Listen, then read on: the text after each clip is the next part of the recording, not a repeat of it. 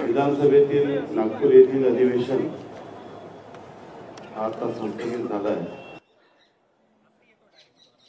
नवीन सरकार महाराष्ट्रात स्थापन झाल्यानंतर प्रचंड बहुमताने महाराष्ट्राच्या जनतेने महायुतीच्या सरकारला निवडून दिल्यानंतर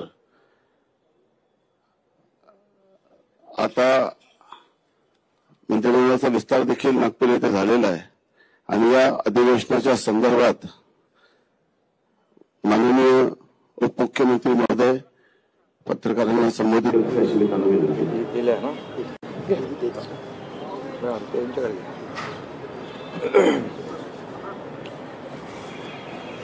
सर्वांना नवीन वर्षाच्या शुभेच्छा। लवकरच सुरू होतं ना नवीन वर्ष। गेले 8 दिवस सुरू असलेलं हिवाळी अधिवेशन आज संपलंय आणि अधिवेशनामध्ये झालेलं कामकाज आणि घेतलेले निर्णय याला आपण सर्वांनी चांगली प्रसिद्धी दिली, त्याबद्दल आपल्या सगळ्यांचे आभार।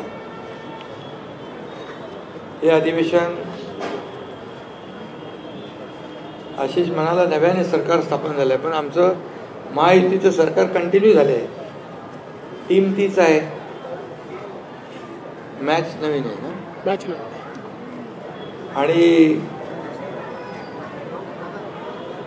देवेंद्रजींच्या नेतृत्वाखाली मुख्यमंत्री म्हणून कामकाज सुरू झालंय महायुती सरकारचं आणि अधिवेशन देखील अतिशय यशस्वीपणे पार पडलेलं आहे। कमी कालावधी असला तरी सुद्धा सरकारने ठरवलेलं कामकाज, निर्धारित केलेलं कामकाज पूर्ण झालं। 17 विधेयकं मंजूर झाली। त्या विधेयकांमध्ये अनेक महत्त्वाची विधेयकं होती, कारागृह सुधारणा, प्राचीन स्मारके आणि इतरही महत्त्वाची, त्या बाबतीमध्ये मुख्यमंत्री महोदय बोलतील अशी महत्त्वाची विधेयकं देखील मंजूर झालेली आहे। पुरवणी मागण्या मंजूर झाल्या 35,788 कोटीच्या, ज्या योजना आमच्या सरकारने जाहीर केल्या होत्या, लाडकी बहीण योजना असेल, अन्नपूर्णा योजना असेल, बळीराजा वीज सवलत असेल, इतरही ज्या योजना आहेत या सुरू ठेवण्यासाठी जी आर्थिक तरतूद लागते ती तरतूद देखील पुरवणी मागण्यांमध्ये मंजूर केली। लाडकी बहीण योजना आणि इतर योजना ज्या आहेत, आम्ही ज्या घोषणा केल्यात, ज्याची अंमलबजावणी सुरू झाल्या, त्या सर्व योजना जशा आहेत तशा सुरू राहतील, त्यामध्ये कुठेही व्यत्यय येणार नाही। त्याचबरोबर राज्यपालांचं अभिभाषण सभागृहात, त्याच्या बाबतीत चर्चा झाली, राज्यपालांचे आभार देखील मानले आणि मुख्यमंत्री महोदयांनी विदर्भामध्ये अधिवेशन असल्यामुळे विदर्भातल्या अनेक प्रकल्पांना देखील आम्ही न्याय दिलेलाच आहे, यापूर्वी यापुढेही देणार। 20,000 रुपये धानाला बोनस देण्याचा निर्णय देखील मुख्यमंत्री महोदयांनी घेतला, याचं देखील समाधान आम्हाला आहे। आणि आमचं सरकार जे आहे सर्वसामान्यांचं सरकार आहे, सर्वांना सोबत घेऊन जाणार आहे आणि मागच्या महायुती सरकारचा जो वेग होता, जी गती होती, त्याला आणखी गती देणार, आणखी वेगाने आम्ही निर्णय घेऊ। महाराष्ट्र आता न थांबता पुढे जाणार। विरोधकांची संख्या जरी कमी असली तरी सुद्धा आम्ही त्यांच्या प्रत्येक ज्या आयुधाच्या माध्यमातून त्यांनी प्रश्न उपस्थित केले त्याला सरकारने उत्तर दिलं। महायुती सरकारने आपला शब्द देखील पाळला। या अधिवेशनाच्या काळात मंत्रिमंडळ विस्तारही झाला। विधान परिषदेचे सभापती देखील त्यांची नियुक्ती झाली आणि विशेष म्हणजे पुणे विमानतळाला जगद्गुरू संत तुकाराम महाराज यांचं नाव देण्याचा प्रस्तावही मंजूर करून केंद्राला आम्ही शिफारसही केली. फक्त एवढंच आहे की अधिवेशन विदर्भात असताना विरोधी पक्षाने विदर्भासाठी जे मुद्दे उपस्थित करायला पाहिजे ते सभागृहामध्ये ते दुर्दैवाने उपस्थित न करता पायऱ्यांवर आणि तुमच्या चॅनल समोर जास्त प्रश्न आणि आरोप करण्यामध्ये धन्यता मांडली. तरी सुद्धा ठीक आहे, आम्ही सरकार म्हणून विरोधी पक्षाला देखील मान सन्मान दिलेला आहे आणि विरोधी पक्षाने फक्त यापूर्वी जसं 2.5 वर्ष पायऱ्यांवर आंदोलन करून आमच्यावर आरोप केले, प्रत्यारोप केले, पण आम्ही मात्र आरोपाला 2.5 वर्षामध्ये आरोपाने उत्तर नाही दिलं, आम्ही कामाने उत्तर दिलं. आणि म्हणूनच आम्ही काम केलं. सर्वसामान्य माणसाच्या आयुष्यामध्ये बदल घडवणारे निर्णय आम्ही घेतले. आम्ही टीम म्हणून तिघांनी काम केलं आणि लोकांच्या मनातलं सरकार आम्ही म्हणायचो, सर्वसामान्यांचं सरकार, ते खऱ्या अर्थाने काय असतं ते गेल्या 2.5 वर्षात आम्ही दाखवून दिलं. आणि त्यामुळेच लोकांनी आरोपाला शिव्याशाप देणाऱ्यांना घरी बसवलं आणि आम्हाला लँडस्लाईड विक्ट्री दिली, मॅन्डेट दिलं. आणि म्हणून आमची आता जबाबदारी आणखी वाढलेली आहे की मुख्यमंत्री महोदयांच्या नेतृत्वाखाली आम्ही टीम म्हणून काम करणार आणि आम्हाला काय मिळालं यापेक्षा महाराष्ट्रातल्या जनतेला काय मिळणार आहे, त्यांच्या जीवनामध्ये काय बदल होणार आहे आणि या महाराष्ट्र राज्याचा चौफेर विकास कसा होणार आहे यावर आम्ही पूर्ण फोकस करणार आहोत. आणि म्हणून विदर्भात देखील गेल्या 2.5 वर्षामध्ये अनेक सिंचन प्रकल्प असतील, त्याच्या डिटेलमध्ये मी जात नाही. पैनगंगा, नळगंगा, इतर जे काही मराठवाडा आणि विदर्भाचे सिंचनाचे प्रकल्प गेल्या 2.5 वर्षात आपल्याला माहीत आहे की मागच्या महाविकास आघाडीच्या सरकारमध्ये सिंचनाचे 2 प्रकल्पांना सुधारित प्रशासकीय मान्यता दिली होती, परंतु आमच्या महायुतीच्या सरकारमध्ये तब्बल 129 प्रकल्पांना, सिंचन प्रकल्पांना 170 झाले, त्याला मी मान्यता दिली. लाखो हेक्टर जमीन ओलिताखाली येणार आणि शेतकऱ्यांना फायदा होणार. म्हणून हे सरकार बळीराजाचंही आहे, त्याच्याही मागं उभं राहण्याचे निर्णय आम्ही घेतले आणि अनेक निर्णय नियमाच्या म्हणजे जे नियम निर्धारित केले त्याच्या पुढे जाऊन NDRF असेल आणि इतर निर्णय असतील, आम्ही तेही केलं शेतकऱ्यांसाठी गेल्या 2.5 वर्षात. आपल्याला माहीत आहे, मी त्याची पुनरावृत्ती करत नाही, परंतु आदरणीय प्रधानमंत्री महोदयांनी 6,000 रुपयाची जी शेतकरी सन्मान योजना दिली त्या 6,000 रुपये आम्ही टाकले गेल्या 2.5 वर्षात. 1 रुपयात पीक विमा योजना केली. मुख्यमंत्री महोदयांनी सोलर म्हणजे आपल्या सौर ऊर्जेवर भर दिला आणि शेतकऱ्यांना आता दिवसा वीज देण्याचा आमचा प्रयत्न आहे, तो आम्ही यशस्वी करतोय. आणि 7.5 HP पर्यंत वीज बिल माफ करण्याचा आम्ही निर्णय घेतला, तो लागूही केला. आणि म्हणून जे जे निर्णय आम्ही घेतले त्याची अंमलबजावणी आम्ही केली, याचं समाधान आणि खूप आम्हाला आनंद आहे. आणि म्हणून विदर्भाला न्याय मिळवून देण्यासाठी फक्त चर्चा आणि सरकारला जाब विचारण्याचं काम यापेक्षा दुसरं काही विरोधकांनी केलं नाही. पायऱ्यांवरच फक्त आता नाटकं म्हणणार नाही मी, पण ते तेवढं करण्याचं काम त्यांनी केलं आणि त्याच्यामध्ये धन्यता मानली. बीडच्या आणि परभणीच्या घटनेबाबत देखील प्रश्न उपस्थित केले. मुख्यमंत्री महोदयांनी अतिशय गांभीर्याने सरकारने दोन्ही घटना गांभीर्याने घेतलेल्या आहेत आणि त्या बाबतीमध्ये सविस्तर निवेदन मुख्यमंत्री महोदयांनी केलं आणि कारवाई देखील केलेली आहे. आणि त्यामुळे या राज्यामध्ये कायदा सुव्यवस्था राखण्याचं काम सरकार करेल. गुन्हेगार किती मोठा असेल आणि कुणाच्याही ओळखीचा पाळखीचा जवळचा असेल तरी सुद्धा कुठल्याही गुन्हेगाराला पाठीशी घालण्याचं काम आमचं महायुती सरकार करणार नाही. हे राज्य कायद्याचं आहे, हे राज्य सर्वसामान्यांच्या रक्षणासाठी आहे, आमच्या माय भगिनींच्या रक्षणासाठी आहे. त्यामुळे हे राज्य जे आहे आमचं सरकार जे आहे हे सर्वसामान्यांच्या पाठीशी उभं राहणारं सरकार आहे. आणि त्यामुळे काही लोक म्हणाले मंत्री प्रश्नांची उत्तरं देत नाहीत, हे अधिवेशन विनोदी असल्याची टीका काही लोक करून गेले. परंतु काही लोकांनी जेव्हा मुख्यमंत्री पदाचा राजीनामा दिला होता त्यावेळेस आमदारकीचाही राजीनामा देऊ असं म्हटलं होतं. परंतु ती आमदारकी वाचवण्यासाठी फक्त पर्यटन म्हणून काही लोक येऊन जातात आणि त्यांनी हे अधिवेशन विनोदी म्हणणं म्हणजे हाच मोठा एक विनोद आहे. आणि म्हणून बाकी जाऊ द्या, मी जास्ती काही टीका करत नाही. पण हे अधिवेशन अतिशय बरं. दुसरं, आपल्या सोयाबीन आणि कापसाला सरकारने 5,000 रुपये हेक्टरी मदत केली. त्याची 4,194 कोटी 96 लाख शेतकऱ्यांना त्याचा फायदा झाला, हेही मी या ठिकाणी नमूद करतो. आणि कांद्याच्या संदर्भात देखील मुख्यमंत्री स्वतः आपल्या केंद्र सरकारशी संबंधित मंत्री पियुष गोयल यांच्याशी संपर्कात आहेत आणि कांद्याचा भाव जो आहे तो खाली आला आहे. तो 20% जो एक्सपोर्ट ड्युटी आहे ती कमी करावी यासाठी देखील केंद्र सरकारशी आम्ही पाठपुरावा करतोय. त्यामध्ये आम्हाला नक्की यश येईल. आणि म्हणून आजचं या आठवड्याभराचं अधिवेशन जे आहे अतिशय यशस्वी झालं.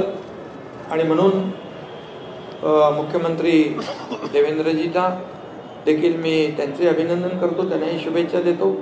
आणि आपल्या सगळ्या पत्रकारांना पुन्हा एकदा शुभेच्छा देतो की आम्ही आमच्या अधिवेशनातल्या कामकाजाला आणि एकंदरच घेतलेल्या निर्णयाला आपण चांगली प्रसिद्धी दिली. त्याबद्दल पुन्हा एकदा आपल्या सगळ्यांना धन्यवाद. जय हिंद, जय महाराष्ट्र. महायुती वंच्या अभूतपूर्व यशानंतर आता महायुती 2चे कॅप्टन आणि खरं म्हणजे विरोधी पक्षात असताना विदर्भाच्या प्रश्नासाठी सातत्याने झटणारे आज राज्याचे प्रमुख म्हणून या ठिकाणी आहे. आणि एक काळ असं होतं की आम्ही धानासाठी आंदोलन करत होतो, परंतु विरोधी पक्षाने कुठल्याही शेतकऱ्यांसंदर्भात कुठलाही प्रश्न उपस्थित न करता संवेदनशील मनाने विदर्भाच्या धान उत्पादक शेतकऱ्याला बोनस देणारे राज्याचे प्रमुख मुख्यमंत्री महोदय यांना मी विनंती करतो की त्यांनी संबोधित करावे. आपल्या सर्वांचं या पत्रकार परिषदेमध्ये मी मनपूर्वक स्वागत करतो. पहिल्यांदाच कुठली वेगळी बातमी बनू नये म्हणून स्पष्टीकरण करतो की राज्याचे आमचे दुसरे सहकारी आणि उपमुख्यमंत्री अजितदादा पवार हे दुपारीच माझी परवानगी घेऊन बीड आणि परभणी या दोन्ही ठिकाणी ज्या घटना झालेल्या आहेत त्या घटनेमध्ये जे पीडित आहेत त्यांची भेट घेण्याकरता त्या ठिकाणी गेलेले आहेत, म्हणून ते पत्रकार परिषदेत उपस्थित नाहीत. अन्यथा अजितदादा नाराज अशा प्रकारची बातमी कृपया लावू नये.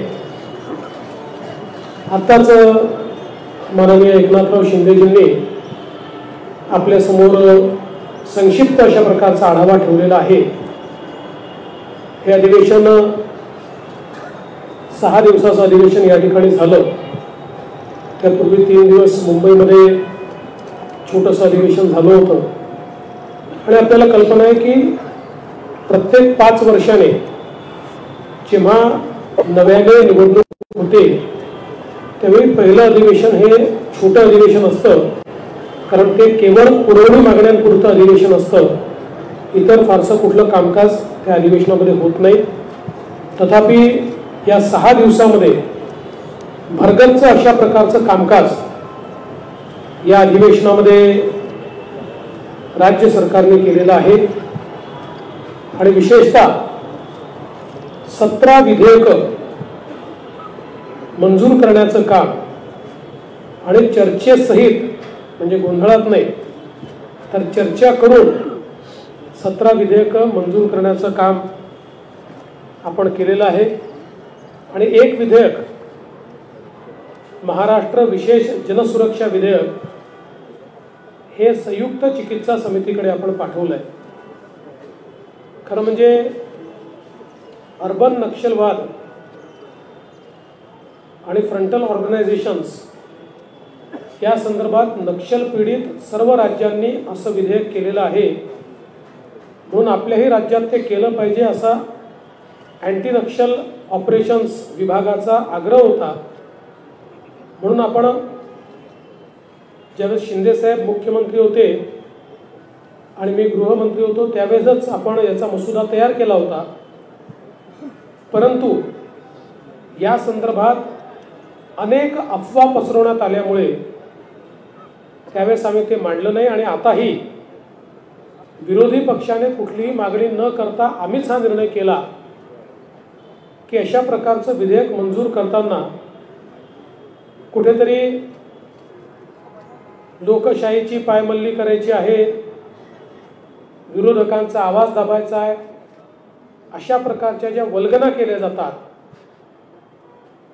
तर संयुक्त चिकित्सा समितीच्या माध्यमातून सर्वांना आपलं म्हणणं मांडता यावं ही व्यवस्था उपलब्ध करून देण्याकरता हे विधेयक आम्ही संयुक्त चिकित्सा समितीकडे पाठवलं आहे. जेवढ्या संघटना आहेत ज्यांना आपलं म्हणणं मांडायचं आहे त्या सगळ्यांना आपलं म्हणणं मांडण्याची पूर्ण संधी मिळेल. सर्वपक्षीय 21 लोकांची समिती या ठिकाणी ही तयार करण्यात आली आहे आणि त्याच्या रिपोर्टवर पुढचं काम हे या ठिकाणी केलं जाईल. आपल्याला कल्पना आहे की जवळपास 35,000 कोटी रुपयाच्या मागण्या या आपण या ठिकाणी मांडलेल्या आहेत. यामध्ये साधारणपणे सार्वजनिक बांधकाम विभागाकरता 7,490 कोटी रुपये, कृषी विभागाकरता 2,147 रुपये, उद्योग ऊर्जा कामगार आणि खनिकर्म विभागाकरता 4,112 कोटी रुपये असे ठळक आपण निधी दिला आहे. ज्यामध्ये आमची जी फ्लॅगशिप योजना आहे मुख्यमंत्री बळीराजा वीज सवलत योजना त्याच्याकरता 3,500 कोटी रुपयाची तरतूद करण्यात आली आहे. मुख्यमंत्री माझी लाडकी बहीण योजना याकरता 1,400 कोटी रुपयाची तरतूद करण्यात आलेली आहे. आणि म्हणून वेगवेगळ्या योजनांच्या माध्यमातून या ठिकाणी आम्ही ज्या योजना दिल्या होत्या त्या पुढे सुरूच राहतील याचं द्योतक या पुरवणी मागण्यांच्या माध्यमातून आपल्याला मिळालेलं आहे. आज खरं म्हणजे अंतिम आठवडा प्रस्तावावर बोलत असताना विदर्भ आणि मराठवाड्याला या सरकारने काय दिलं आणि हे सरकार काय देणार आहे याची जवळपास 1.25 तास मी सविस्तर मांडणी केली आहे. एक प्रकारे सिंचन असेल, उद्योग असेल, गेल्या 2.5 वर्षात कशा प्रकारे या मागास भागामध्ये परिवर्तन आमच्या सरकारने केलं याचा लेखाजोखा मांडत असताना पुढचा रोडमॅप देखील मी त्या ठिकाणी मांडलेला आहे.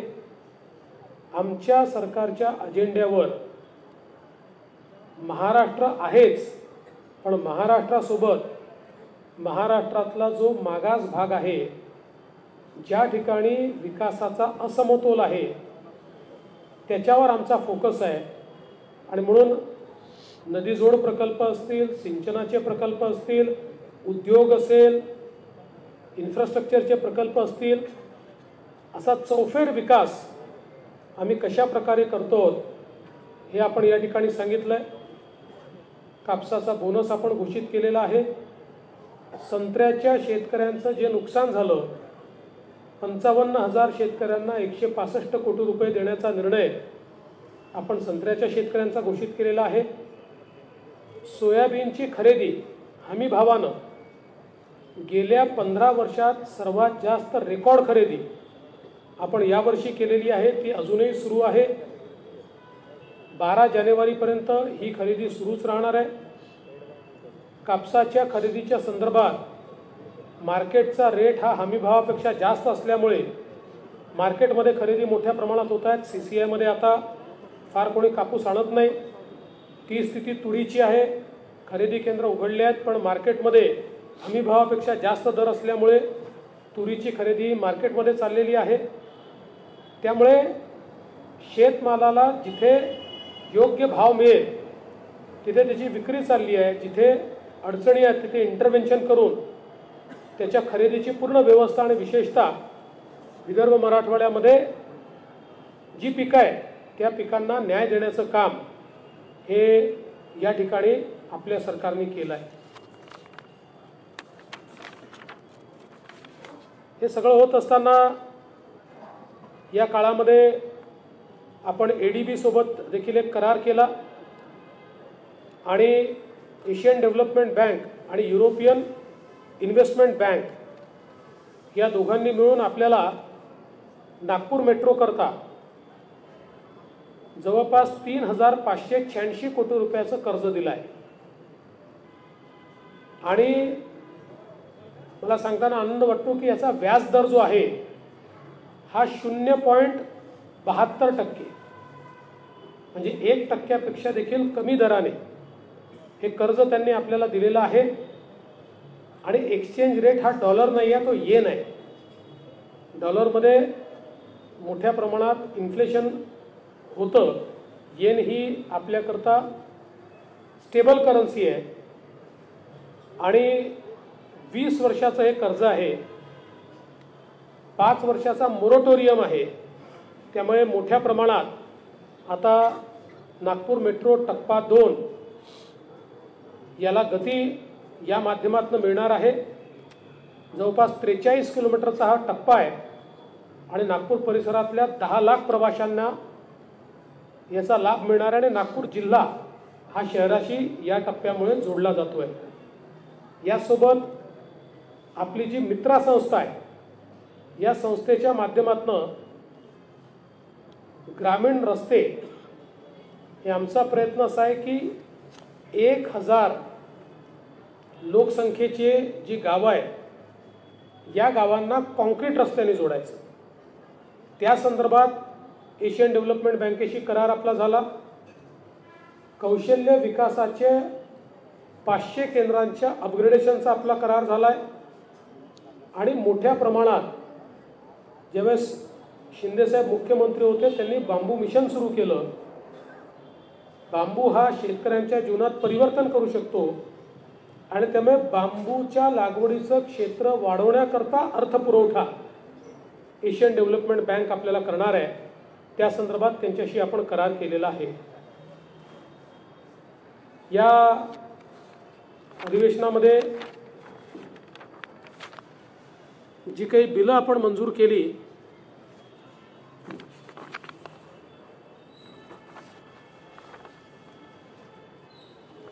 त्यातली काही बिलं अत्यंत महत्त्वाची आहेत, ज्याच्यामध्ये तुकडेबंदीच्या कायद्यामध्ये आपण परिवर्तन केल्यामुळे जो छोटा प्लॉट धारक होता त्याचं घर असून देखील त्याच्या प्लॉटचं नियमितीकरण होऊ शकत नव्हतं, ते नियमितीकरण आता होऊ शकणार आहे. खरं म्हणजे याचा निर्णय आपण मागच्या काळातच घेतला होता, पण 25% आपण त्याच्यावर दंड लावला होता.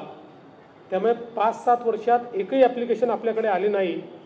तो दंड 5% करण्याचा निर्णय आपण घेतला. महाराष्ट्र राज्य कौशल्य विद्यापीठ जे आहे या विद्यापीठाला रतन टाटांचं नाव देण्याचा कायदा हा आपण या ठिकाणी मंजूर केलेला आहे.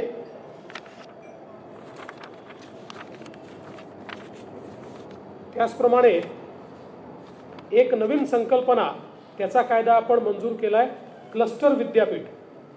क्लस्टर युनिव्हर्सिटी म्हणजे समूह विद्यापीठ. UGCने आता त्या ठिकाणी एक एडेड कॉलेज असेल आणि 4 अनएडेड कॉलेजेस असतील तर तुम्हाला क्लस्टर विद्यापीठ करता येतं, अशा प्रकारचा एक नियम तयार केला. त्याचा कायदा आपण तयार केला आहे. दुसरं, महाराष्ट्र खाजगी विद्यापीठे यामध्ये 3 नवीन विद्यापीठ आपल्याकडे होत आहेत आणि त्यातलं एक जे पुण्याला नयनता विद्यापीठ होत आहे ज्याचा कायदा आपण केला आहे. महाराष्ट्रातल्या आणि देशातल्या 10 प्रमुख उद्योजकांनी एकत्रित येऊन सेक्शन 8 कंपनी तयार केली, नॉन प्रॉफिट कंपनी तयार केली आणि या लोकांनी हैदराबादमध्ये जमीन घेऊन तिथे हे विद्यापीठ तयार करायचा निर्णय घेतला होता. मी स्वतः त्यांना विनंती केली की तुम्ही महाराष्ट्रात करा, आम्ही तुम्हाला वेगानं सगळ्या प्रकारच्या मान्यता देऊ, आणि त्यांनी ते मान्य केलं आणि आता त्यांचं विद्यापीठ सुरू होत आहे. हे देशातलं एक आगळं वेगळं आणि ज्यामध्ये अत्यंत चांगल्या प्रकारचे वेगळ्या प्रकारचे कोर्सेस असतील आणि जागतिक विद्यापीठाशी कॉम्पिटिशन करू शकेल अशा प्रकारचे विद्यापीठ आता पुण्यामध्ये तयार होत आहे. दुसरं, आपण आपल्या गड किल्ल्यांवर जे लोक घाण करतात, दारू पितात, त्यांच्याकरता शिक्षा वाढवण्याच्या संदर्भात आपण विधेयक पास केलं. हैदराबाद इनामे व रोज अनुदाने या संदर्भातला कायदा मंजूर केला, ज्यामुळे मराठवाड्यामध्ये ज्या जमिनीवर लोक बसलेले आहेत आणि ते कुठेतरी निजामाच्या काळाच्या जमिनी असल्यामुळे त्यांना वर्ग 2च्या जमिनी म्हणून ट्रीट केलं जातं, त्या वर्ग 1च्या म्हणजे त्याची मालकी त्या लोकांना देण्याचा निर्णय आपण केला. धाराशिवसारखं पूर्ण शहर हे वर्ग 2च्या जमिनीवर आहे, आता त्यांना वर्ग 1च्या जमिनीत ते कन्व्हर्ट करून घेता येईल. त्याचबरोबर महाराष्ट्र आपलं जे नॅशनल लॉ स्कूल आहे छत्रपती संभाजीनगरचं, त्याच्या नावामध्ये बदल करून औरंगाबादच्या ऐवजी छत्रपती संभाजीनगर करणं असेल. आणि एक अत्यंत महत्त्वाचं विधेयक महाराष्ट्र कारागृह व सुधार सेवा विधेयक, आपल्याकडे 1894 आणि 1900 म्हणजे जवळजवळ 125 वर्षापूर्वीचं कारागृह विधेयकावरच आपले कारागृह प्रशासन हे काम करत होतं. आता इतक्या 125 वर्षानंतर नवीन अशा प्रकारचा हा कायदा आपण या ठिकाणी तयार केलेला आहे. त्यामुळे मोठ्या प्रमाणात या अधिवेशनामध्ये आम्ही काम केलं आहे आणि विशेषतः विदर्भ मराठवाड्याच्या हिताचे अनेक निर्णय, शेतकऱ्यांच्या हिताचे निर्णय, सर्वसामान्यांच्या हिताचे निर्णय घेण्याचं काम या अधिवेशनामध्ये आम्ही केलेलं आहे. आपण सर्वांनी या अधिवेशनाला जी प्रसिद्धी दिली त्याबद्दल आपल्या सर्वांचे आभार मानतो. आणि काही 1-2 प्रश्न असतील तर आपण ते करूया.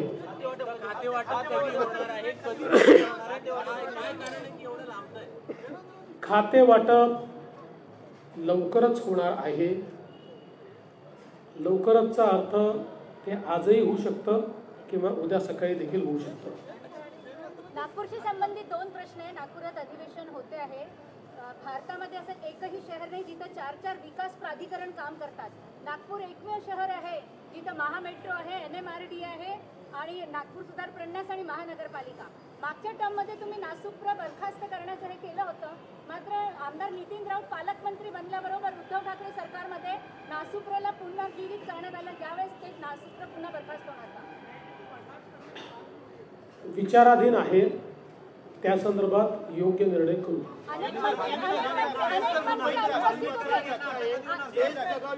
मुंबई महानगरपालिकेने बेस्ट प्रशासनाला सांगितलेले की तुम्ही निधी आमच्याकडे मागू नका, सरकारकडे निधी मागा. सरकारची बेस्ट प्रशासनासाठी भूमिका काय असते? बेस्ट ही मुंबईची लाईफलाईन आहे. अनेक मुंबईकरांना ती सेवा देते.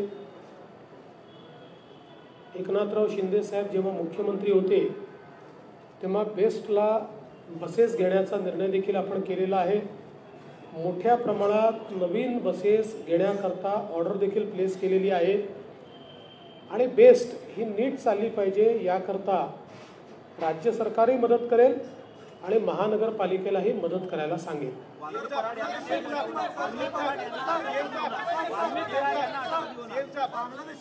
असं आहे, मी कालही सांगितलं, कोणालाही सोडलं जाणार नाही.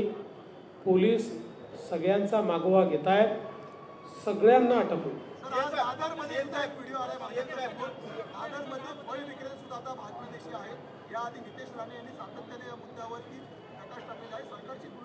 सरकारची भूमिका पक्की आहे.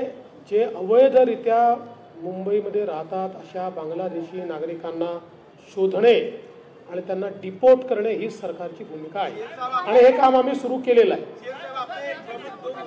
से आपके भाषण में एक तो नक्सल, अर्बन नक्सल का काफी मुद्दा जो भारत के खिलाफ, देश के खिलाफ राज्य में एक साजिश और अराजकता निर्माण करने का काम कर रहे हैं। उनकी 15 नवंबर को मीटिंग हुई थी, पहला मुद्दा है उसको लेकर, और आज एजेंसी ने कुछ जगह पर रेड भी की है। दूसरा, और टेरर फंडिंग को लेकर इस चुनाव में जिस तरह से प्रयास किया गया, दोनों प्रश्नों पर आपसे जवाब है। देखिए, अर्बन नक्सल के मामले में मैंने ये बात कही है कि राहुल गांधी इन्होंने चुनाव में भारत जोड़ो अभियान इसका इस्तेमाल किया। तकरीबन 180 संगठनाएं इसमें काम कर रही थी। इनमें से कई संगठनाएं ये फ्रंटल ऑर्गेनाइजेशन, जिसको बोली भाषा में अर्बन नक्सल कहते हैं, फ्रंटल ऑर्गेनाइजेशन के रूप में काम करती है। और मैंने महाराष्ट्र की असेंबली में सबूतों के साथ ये कहा कि हमने इनको फ्रंटल ऑर्गेनाइजेशन नहीं ठहराया।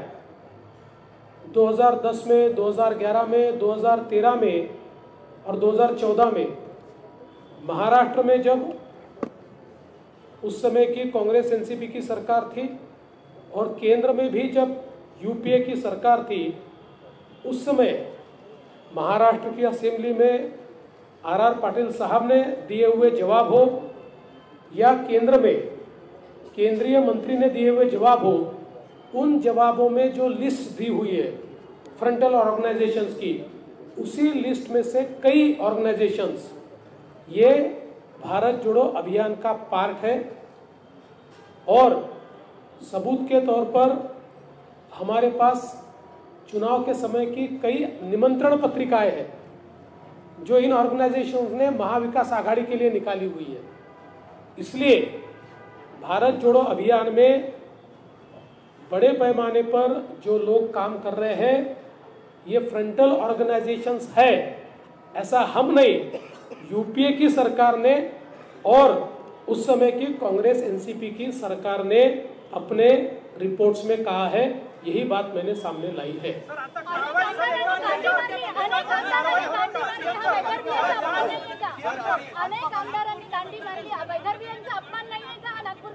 विचार करें इसका। अल्पकालीन चर्चेदरम्यान आपण दिलेल्या उत्तरात विरोधकांचं असं म्हणणं आहे की परभणी जिल्ह्यात सोमनाथ सूर्यवंशीला न्याय नाही मिळाला।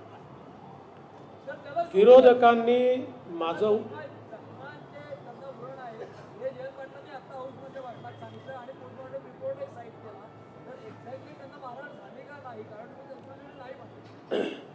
मला असं वाटतं की माझं भाषण जयंत पाटलांनी नीट ऐकलं असतं तर हे प्रश्न त्यांनी निर्माण केले नसते।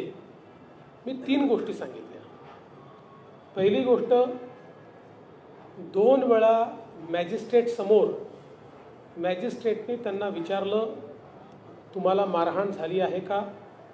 त्यांनी सांगितलं नाही।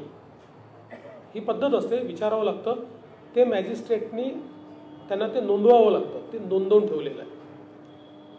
ते जेव्हा पोलीस कस्टडीमध्ये होते तेव्हा पोलीस कस्टडीतले सगळे सीसीटीव्ही फुटेज आहेत, कुठलाही टाइम लॅग नाही आहे त्याच्यामध्ये, कुठेही त्यांना मारहाण झाल्याचं दिसत नाही। तिसरं, त्यांची जी मेडिकल एक्झामिनेशन झाली, मी जे सांगितलं की आपण जे सगळे दाखवतो आहोत ते पोस्टमॉर्टम रिपोर्टचं कव्हर दाखवतो, पण जी डिटेल्ड मेडिकल एक्झामिनेशन झाली त्याच्यामध्ये त्यांना श्वसनाचा दुर्धर रोग आहे हे तेव्हाच नमूद करून ठेवलेलं आहे, हे मी सांगितलं। तथापि एवढं सगळं झाल्यानंतर ते जेलमध्ये असताना, पोलीस स्टेशनमध्ये असताना नाही, जेलमध्ये असताना त्यांचा मृत्यू झाला आणि पोस्टमॉर्टम रिपोर्टच्या फ्रंट पेजवर मल्टिपल इंजुरीज असं लिहिलेलं असल्यामुळेच आपण त्याची न्यायालयीन चौकशी करतो आहोत की ज्या न्यायालयीन चौकशीतनं सत्य काय हे बाहेर आलं पाहिजे, हे लपवण्याचं कुठलंही कारण नाही आहे। राहुल गांधी सोमवार की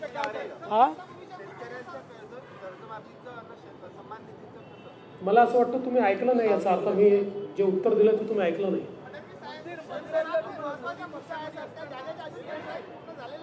फ्रंटल संघटना आहे त्याच्यावर कारवाई करणार आहे का महायुती सरकार? आता नाही, असं आहे की त्या संदर्भातल्या काही याच्यावर मागच्याही काळात कारवाई झालेली आहे, काही UAPAच्या माध्यमातून काही कारवाई झालेली आहे. त्यामुळे जिथे आवश्यकता असेल तिथे कारवाई होईलच.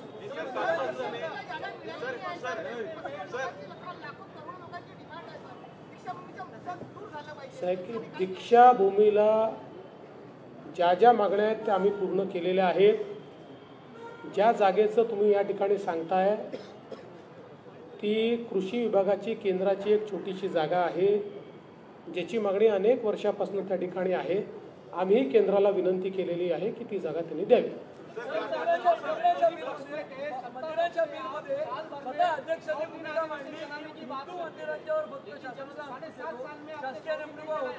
अन्यधर्मीय प्रार्थना स्थळांच्या किंवा ट्रस्टच्यावर सरकारी लोक नेमले जातील का आणि तुमचं त्याच्यावर काय मत? असं आहे की मुळामध्ये जे काही आपले मंदिरं असतील किंवा इतर धार्मिक स्थळं असतील यांच्या कंट्रोलचे वेगवेगळे कायदे आहेत. मुस्लिमांकरता वक्फ आहे, काही ठिकाणी ट्रस्ट आहे आणि काही ठिकाणी आपण कायदे केलेले आहेत. त्याच्यामुळे त्याच पद्धतीनं आपण आत्ता चाललो आहोत. पण अध्यक्षांनी एक महत्त्वाची गोष्ट लक्षात आणून दिलेली आहे, त्याचा कायदेशीर अभ्यास करावा लागेल.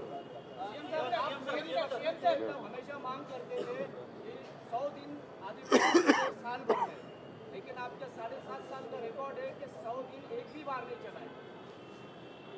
100 दिन नहीं चला, लेकिन पिछली सरकारों के तुलना में सबसे ज़्यादा दिन हमने चलाया.